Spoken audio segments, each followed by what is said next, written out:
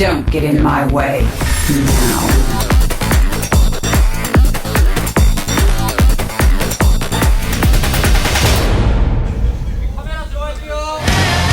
Welcome back to the GSTL. You know, they say what's up, Keller, at the beginning. I started to notice at the end that Kerrigan says, don't get in my way. Now, it's kind of weird. It's like, well, like at other times maybe you could get in her way, but now she's serious, and it's time to get serious here at the GSTL because FXOpen is down a point now after the early lead. I would like to get into Kerrigan's way, but I think that she's with Jimmy these days. Yeah. There was a rumor that Tychus lived and they had an affair, but I don't believe I'm always seeing all these news reports of Kerrigan running around looking for Minx. Sometimes she's in a lab, sometimes she's not. She's everywhere. Why would you actually pick Ty if she cannot mean? That doesn't make any sense at all. The guy smokes, he drinks. No, I don't believe that. Not for a second. I mean, I know Kerrigan is a little bit badass, but still. I don't know, man. Some of the decisions Kerrigan makes, some people don't really understand, myself included. But well, that's true. Sometimes she doesn't really make sense, but that's true for so many women out there. Well, I'd probably get like really angry fan mail now. I just kind of did that thing where I didn't hear what you said earlier. I was like, yep. I just said yep. You just nodded. Yeah. You just pulled a penguin right now. I don't know. Penguin of Pennant, Madagascar, smile and wave, guys. Look cute and cuddly. I didn't comment on that one. But Entomb Valley is the map, by the way. Pulling out another map choice here. It's better for Zergs. Map is loading. This is the GSTL FXOpen. Fell down. They're down a game now. Jump into Entomb Valley. I am Wolf. With me is Calder. Let's do this.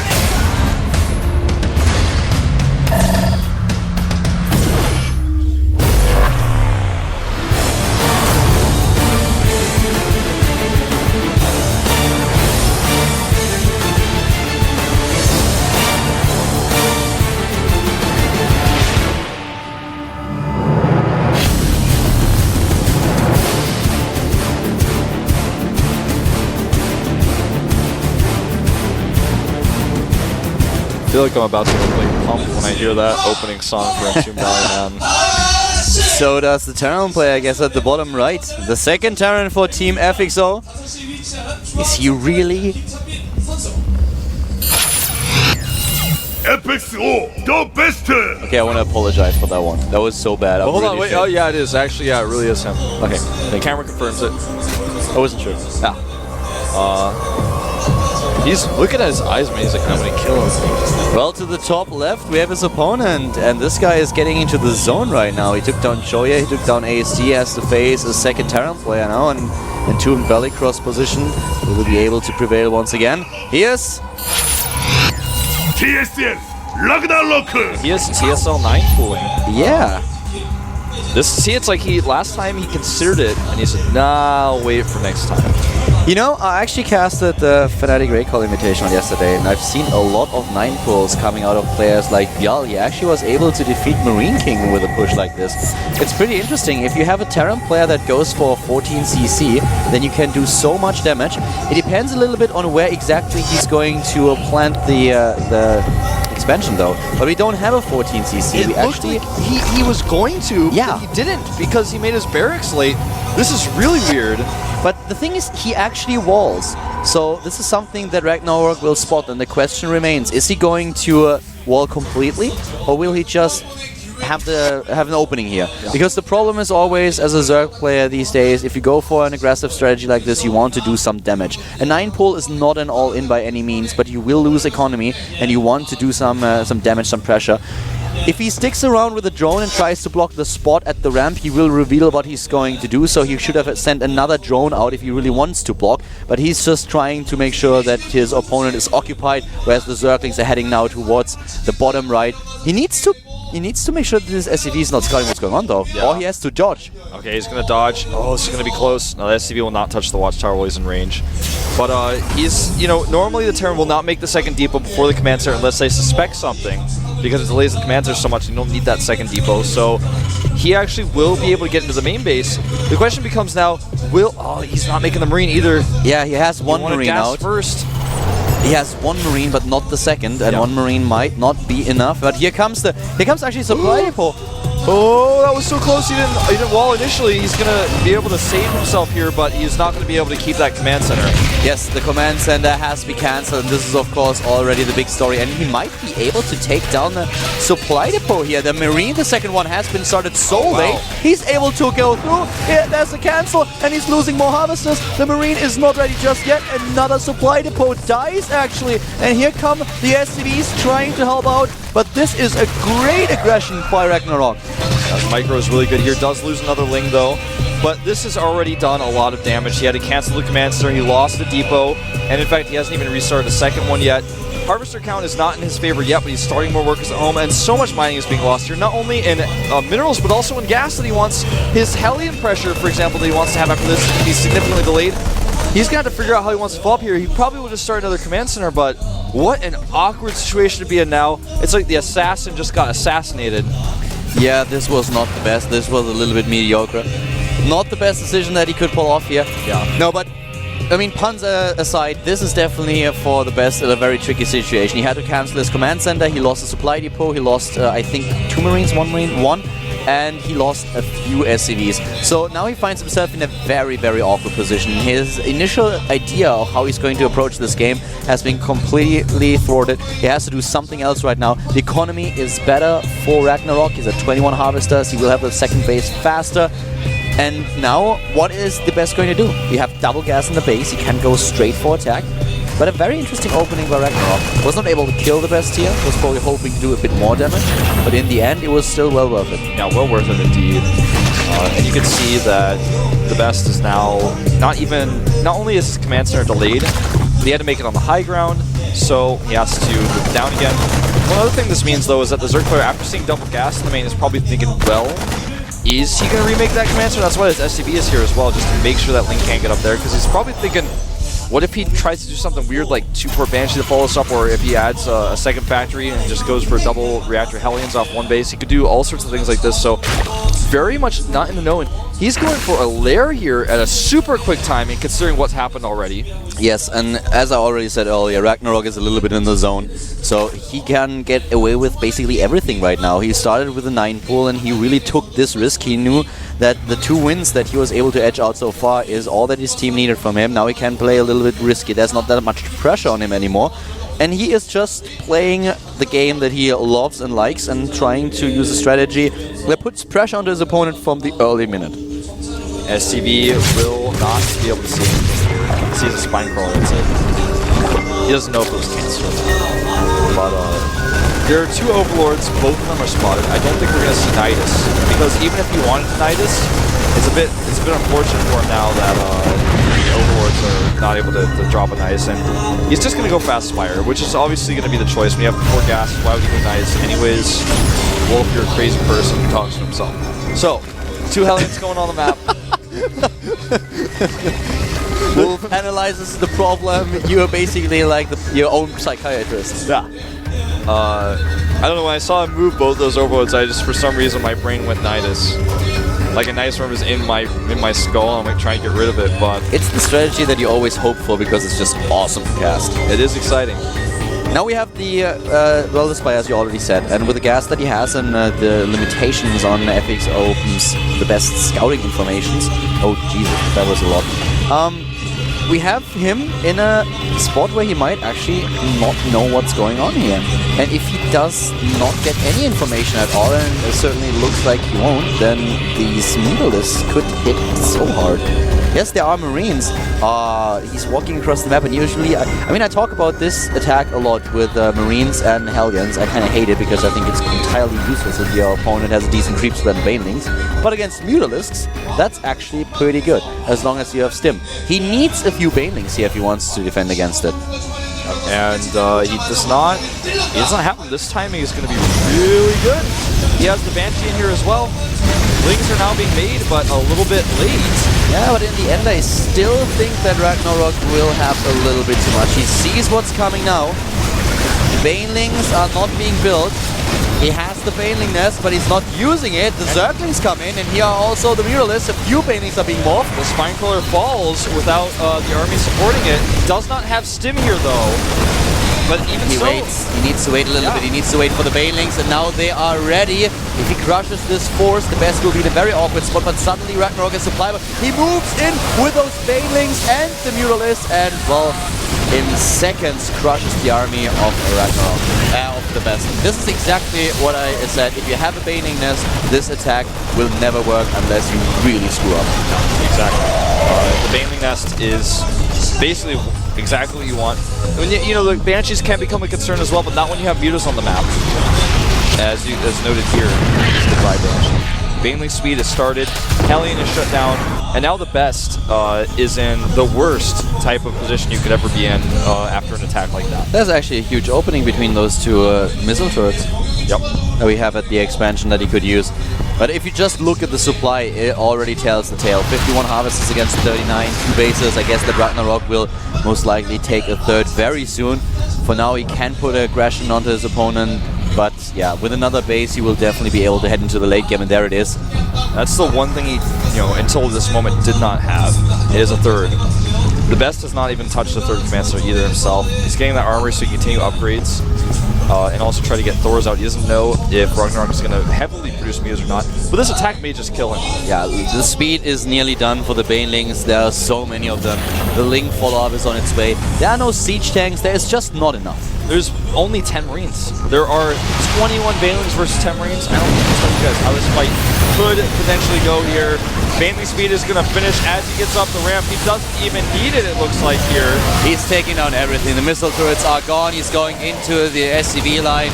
All the SCVs are dying. Only a few are able to escape. This is devastating. He loses way too much here. The harvester count now suddenly is down to 29 against 56. We have more harvesters for Ragnarok than overall supply for the best. Ragnarok is really proving what Coach Lee has said about him for so long. Guy's definitely got potential. Very unique playstyle. Double factory being made for the best, but what is he going to be able to produce off of that?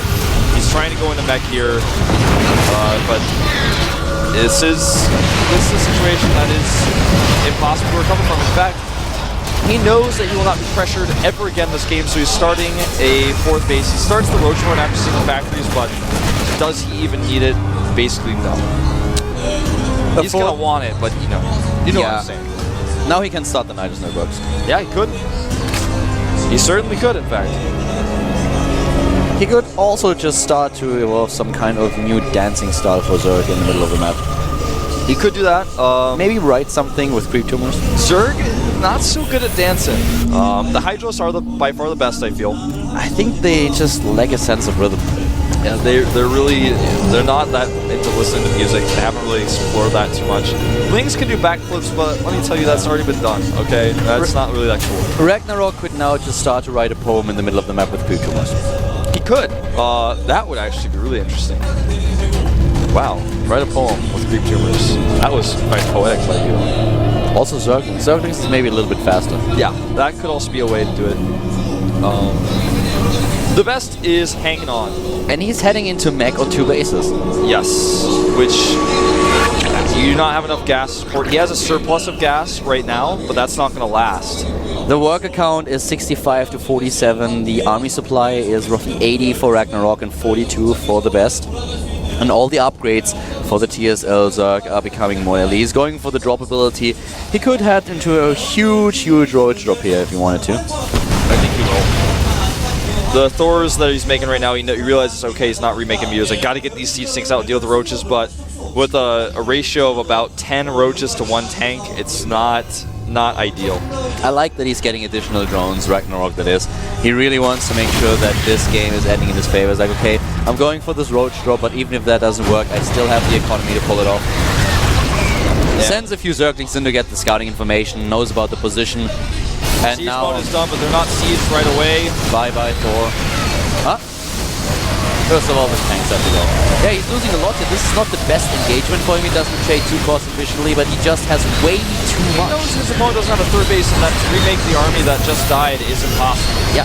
He doesn't have that gas bank anymore. He has so many units that he just does not have to be afraid of anything. Ragnarok is taking down siege tank after siege tank. He is heading into the mineral line. The Thor is being pressured.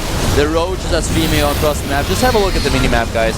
From the top left to the bottom right, an endless stream of units. And the best he holds so far. But still, with 80 supply against 160, the economy that we have for Ragnarok, this is something that he will not be able to continue. The mineral patches in the main base are nearly gone.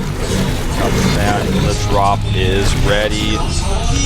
This is going to be gross. Cover your eyes, kids. Ready or not, here they come. Those two Marines are like, I got it. He actually targets the right Overlord, but it does not die in time. The roaches are dropped. Now he drops upon the tanks. This is disgusting. He's taking out everything. The harvesters have to be pulled off the mineral line once again. In the main base, the mineral patches are depleted. 75 supply against 160. 0 minerals for the best. He's losing too much here. He's still trying to defend. He will be able to hold, but this is an endless barrage of attacks. He may be famous for his Banshees, but they are not going to save him here. GG. GG indeed, and TSL is 2 games ahead of FXO, a score of 3-1. Yeah. And 2 games away from victory.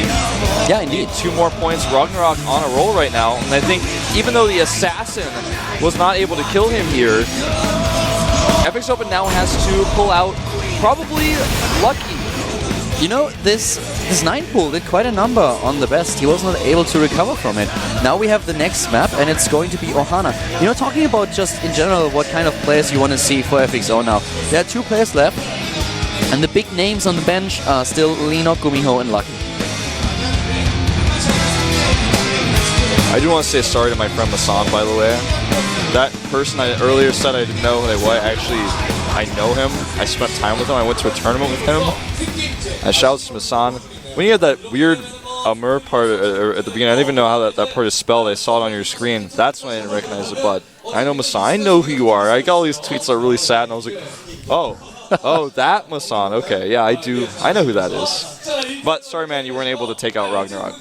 I am not actually going to put you in a situation that I'm going to say, okay, tell us a little bit about him. So let's focus a little bit on the next player. Here's the bench, the FXO bench. Who is it going to be? We have... Oh, not what I expected. Oh, man. Coming out with the curly hair is Tyr.